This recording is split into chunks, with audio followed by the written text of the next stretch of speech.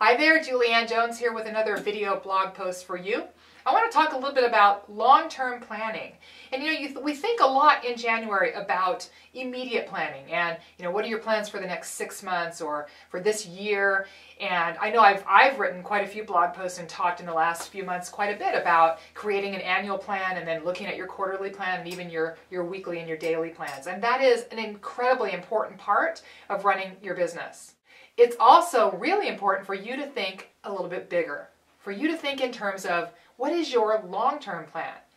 My Virtual Academy students are actually asked right at the very beginning of that experience to make a 5-year plan, to sit down and actually look at where they might be in 5 years. And what I actually have them do is this process that I want to really briefly, Reader's Digest version, kind of share with you today. I actually ask them to look 5 years out at where they'd like to be. And it's a stab in the dark, obviously. You can talk to some other leaders in your company if you kind of want to, get a little bit better idea, but where might you want to be in 5 years? And then come back to this year and kind of start reverse engineering what would need to happen for that to occur. So let's say you want to have a team of 100 people in 5 years.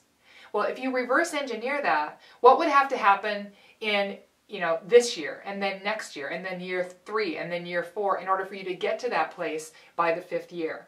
And I actually have them break it down not only by how many people would I need to be sponsoring, but then really specifically, each month, how many phone calls will you make, how many people will you connect with, how many parties will you do, so that they're really getting specific about exactly what they're going to do as a part of that plan in order to really reach that 5-year goal.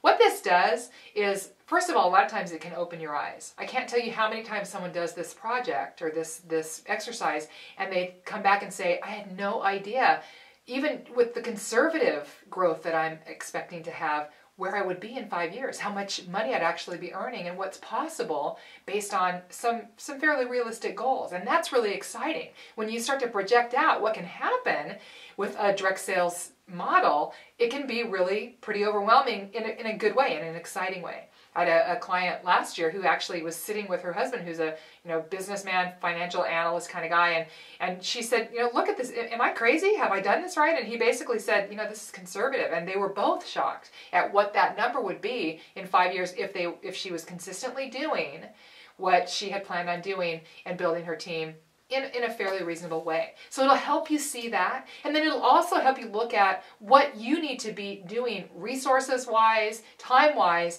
in order to make those goals a reality for you. So I'm going to encourage you to take some time as we come to the end of this month and think about what your long-term plan is. What is your 5-year goal? And what do you need to do to actually make that happen? Hopefully that helps you. It gives you something to think about. Set aside some time and think about your long-term plan and see what you come up with. Hope you're having a great day. I'm looking forward to talking with you very soon. Thanks.